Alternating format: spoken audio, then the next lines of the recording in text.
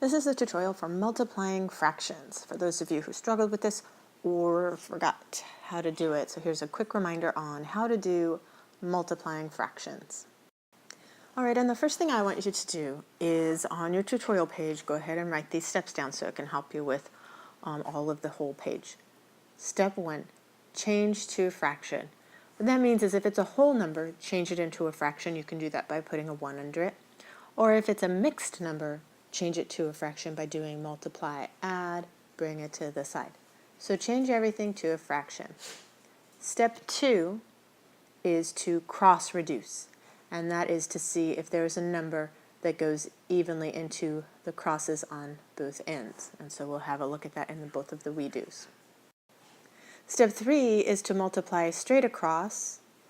Step 4 is to convert if needed. That means if you have an improper fraction, an upside down snowman, we need to fix him and put him into a mixed number by doing bottom into top.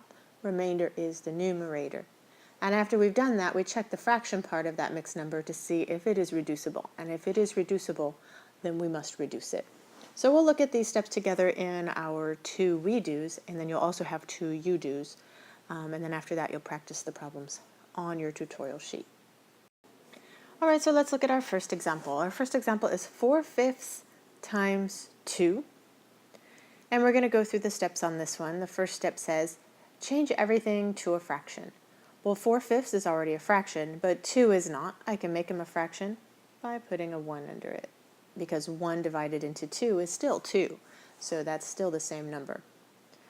The next step is to cross reduce. So what we're going to do is we're going to check the crosses. This is one of the crosses, and think about whether there's a number that divides evenly into 5 and also divides evenly into 2.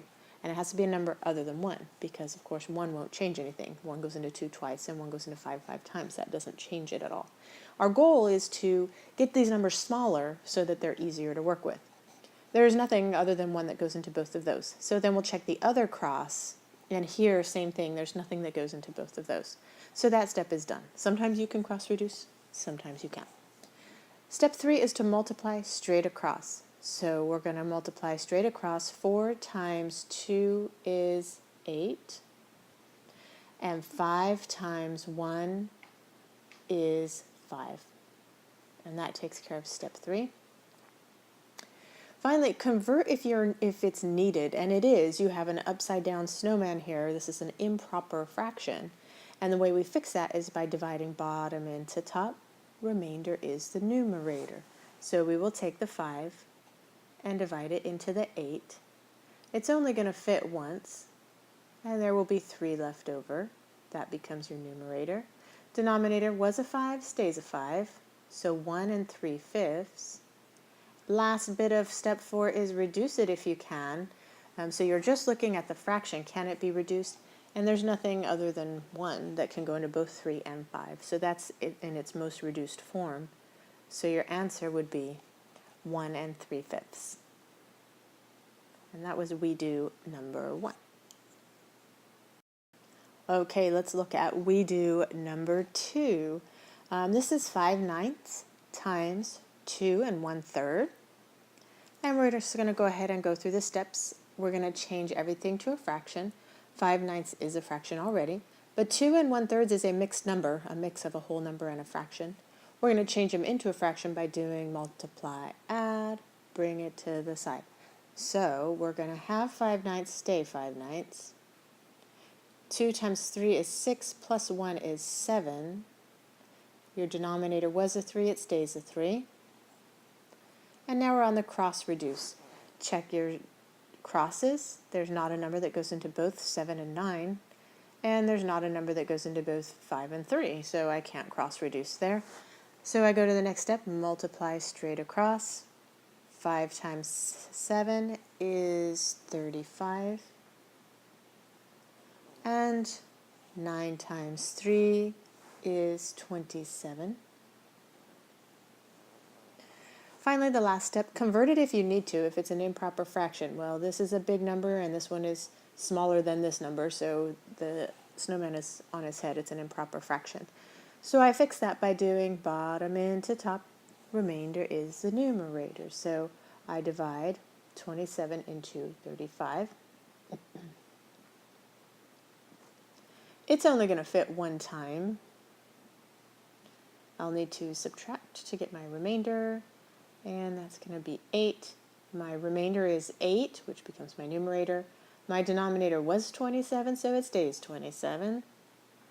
So my answer is 1 and 8/27. Oh, I did check for reduction also.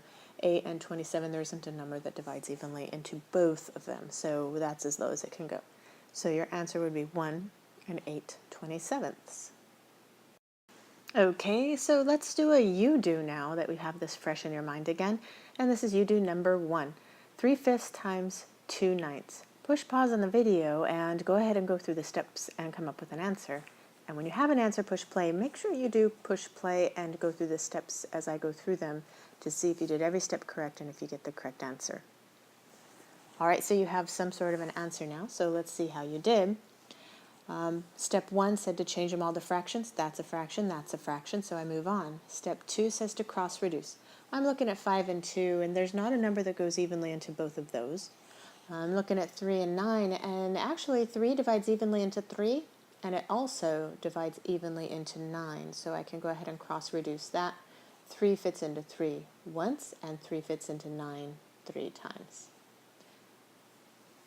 Now that I've cross-reduced, I can multiply straight across. 1 times 2 is 2, and 5 times 3 is 15.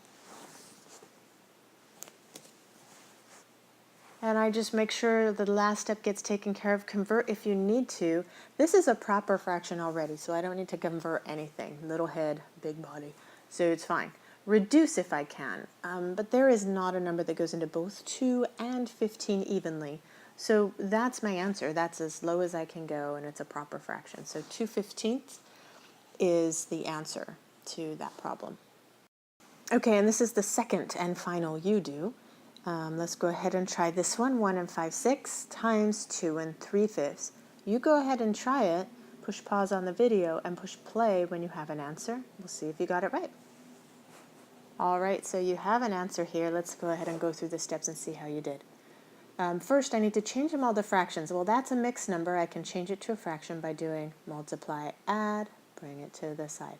So that's going to be 1 times 6 is 6, plus 5 is 11. My denominator was a 6, it stays a 6. Over here, 2 times 5 is 10, plus 3 is 13. My denominator was a 5, it stays a 5. And now I am on cross reduce, a number that goes into both 6 and 13 other than 1. There isn't one. And into both 11 and 5 other than 1. No, there isn't one. Next step, multiply straight across. 11 times 13. Ugh, that's going to be a big number. Let me see. I have to do that off to the side.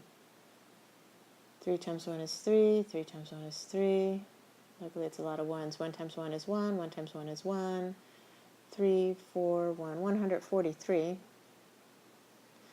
And then multiply across here as well. 6 times 5 is 30.